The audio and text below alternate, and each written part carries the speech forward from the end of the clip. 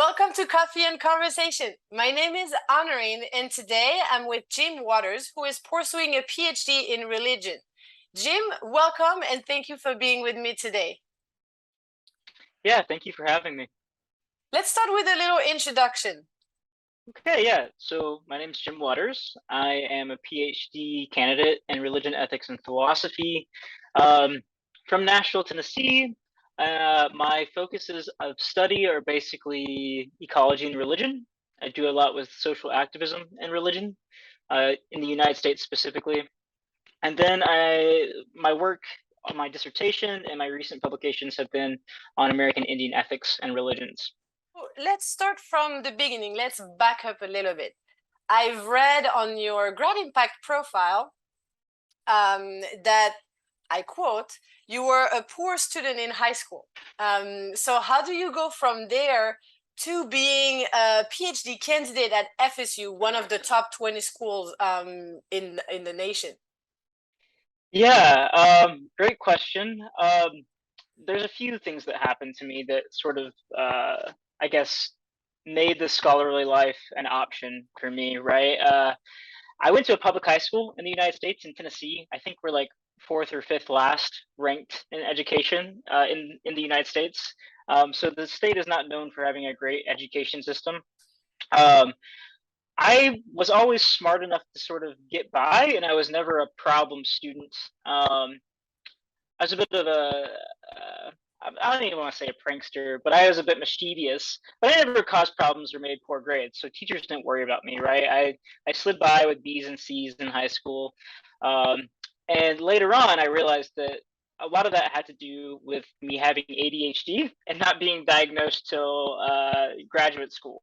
Um, but really, my sort of I guess turn from a poor student into a better student happened in undergrad when I sort of met my philosophy professor, who was also my religious studies professor. And I found something in that class that just really excited me and interested me. And really, that's what it was, right? That finding the thing that sort of got me going and made me passionate or want to do the reading, want to do the work, really sort of unlocked this side of myself that I hadn't really known until I encountered philosophical and religious ethics, for instance. At the time, it was like more theology and philosophy. So I think that was like the first step, is being introduced to this topic that excited me. The second step, I think, was going to Vanderbilt, getting into the master's program there and realizing at Vanderbilt at the master's level that, man, I have always thought I had some learning disability, and I am in a place now where I need to be as smart and as sharp and as diligent as I can possibly be. And so, in fact, one of my one of the admission counselors, when I first submitted my admission packet, was basically like, "Hey, one, your admission essay is a little dark. We'd like to accept you, give you a great scholarship, but we really want you to go to the psychology place and get checked out." Which is always, I think, just a funny story to me that like it was the admissions counselors at Vanderbilt who were like, "Hey, maybe you should get checked out for depression." And when I got checked out for depression, they tested me for ADHD also, and really getting the help that I needed. Really, I think put me to the next level, being able to sort of hang with the big dogs like in the academy, right? So um, I think that was a long answer, but really it was those, at least those two things: finding the subject that I loved, and then finding the sort of help that I needed to succeed on a mental health sort of level. Is that satisfactory? Is that a good answer? Yeah, that's a Yeah. perfect answer. Where did you do Okay, your good. bachelor? I went to Trebek and Nazarene University, which is a pretty decent school. It is like a small Christian school, and unfortunately, sometimes in those contexts, things like mental health aren't given uh, probably the attention that they deserve. Right? It's just not something that culture has really caught up with the rest of the broader American culture when it comes to like prioritizing mental health. What did you major in? So that's a great question. I majored in several things, but landed on religious studies and philosophy. But I started as a music major.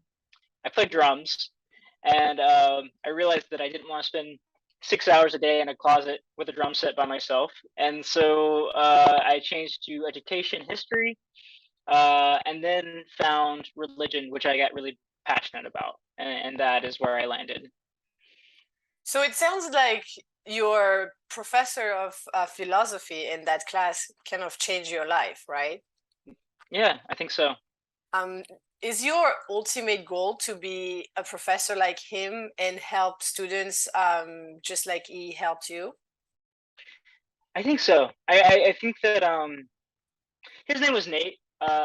Nathaniel Kerr is his full name, but Nate was a huge influence on me. He was one of the first people to sort of identify, I don't know, that I could do the work that I'm now doing, and even having an adult, having a professor see something in you that you don't even see in yourself is really powerful, especially at that age. I was 19 when I took his class, um, and also like he just I don't know. He just had a certain way about him. He was charismatic. He was a passionate guy about what he taught, and earnest, right? Just all out. Like his feelings about whatever he was talking about was sort of on his sleeve, but it was always so genuine that people responded well to it, right? Even if they disagree with him, they responded well because he was just being genuine in the classroom and outside of it. And so I don't know. I saw that I had similar gifts, and I thought that if I can do what Nate did for me at any level for any student, yeah, that's something I want to be a part of. And so I think I really got into this job to be a teacher and to teach students, between the ages of 17 and 23 who are trying to figure out who they want to be and what sort of life they want to live, right? And Nate helped me do that. My other professors at Tribeca helped me do that as well. Um, and yeah, that was formative and something that I want to be able to do for others. Let's talk more about your research. So you said you study social activism, or you're passionate about social activism, or both? This is a great question. So I mean, both, I think is the answer, but I don't see myself as an activist. Some scholars are like social activists and scholars, and I don't know. I find myself more suited to the classroom and research. I see my role in creating a more just society or being an ally or participant in social movements as amplifying those voices and making clear to the academy what those social activists are doing, right? In my class on religious ethics and moral problems, I take time and lengths to explain to my students that social activism and social activists aren't just doing things sort of on the spur of the moment, right? They train sometimes for months. The civil rights actors, right? It took a lot of practice to learn how to be hit in the face by a police officer and not hit that police officer back in the face, because the natural thing you want to do is to defend yourself or strike back, right? Um, I also teach them about the sort of planning and strategy sessions, right? Activists really think about what they're doing as strategic warfare, oftentimes against the state, um, a lot of times nonviolent, sometimes strategically violent, right?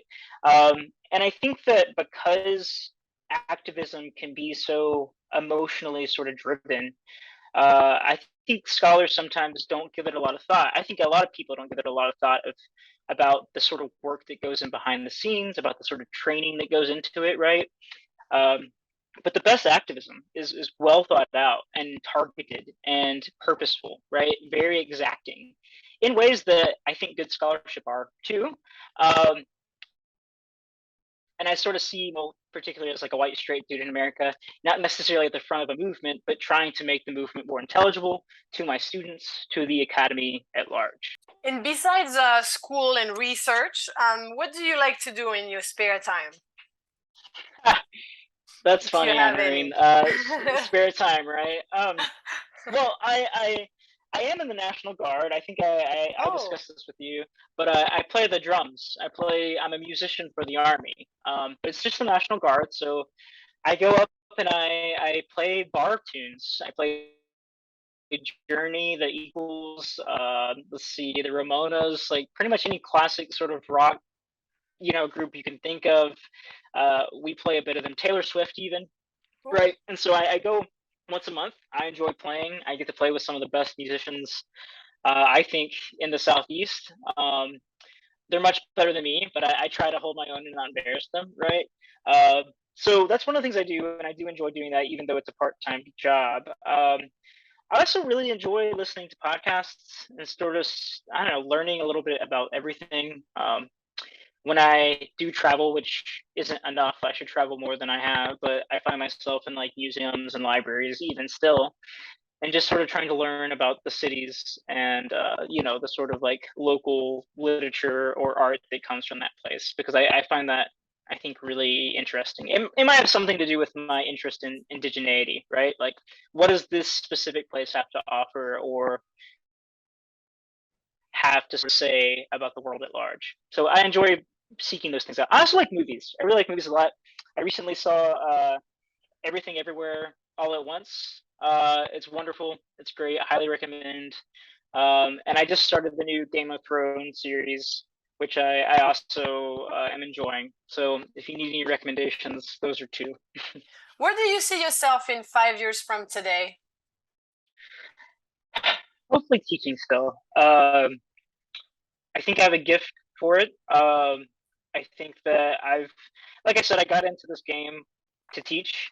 I fell in love with research along the way. I really do enjoy researching and publishing, and that work of adding knowledge to my field and to the corpus of human knowledge. Right, that's a really cool job. I love doing what I do. So ideally, Honorine, I'd be doing what I'm doing now just for better pay. Right. I would enjoy to have an adult salary. That would be great. But Yeah. I'm already doing what I love. So just more of the same, hopefully with a living wage. Oh, that's great. Well, thank you Yeah, so much for your time. It was of great to course. know more about you, and I think your journey and your story is inspiring. Good. For everybody out there. Hope Sometimes we so. feel like if I'm not a good student in high school, I shouldn't I shouldn't pursue a graduate degree or even an undergraduate degree. Yeah. And you're the living proof that it doesn't mean anything. Sometimes Yeah. it's not your fault. It's the school's fault, or people don't catch the little problems that might prevent you from succeeding at school. It's so true. Yeah. If you find something that you love, um, there's a famous quote. I'm not sure how much I agree with it, but it's something like, "Find something you love and let it kill you." Um, Oh, but okay. like, yeah, it's intense. It's intense, It's and so I dark. don't endorse it. I don't endorse it 100%. I'd say maybe 75%, right? But Hmm. find something you love and throw yourself into it, right? If you want it enough, um, if you really do, not always, but lots of times, if you want it enough and are willing to do the work, I really believe that you can make it happen. Yeah. 75% of the time, maybe I'll say. uh, but but yeah, like I don't know. For me, yeah, it was hard coming back from feeling like I was behind a lot. But yeah, like I just fell in love with it, and I wanted to give my life to it, and I have, and I haven't looked back, and no regrets, man. Then that's what matters. Yeah, exactly. Well, thank you so much. Of course. Thanks, Honorine.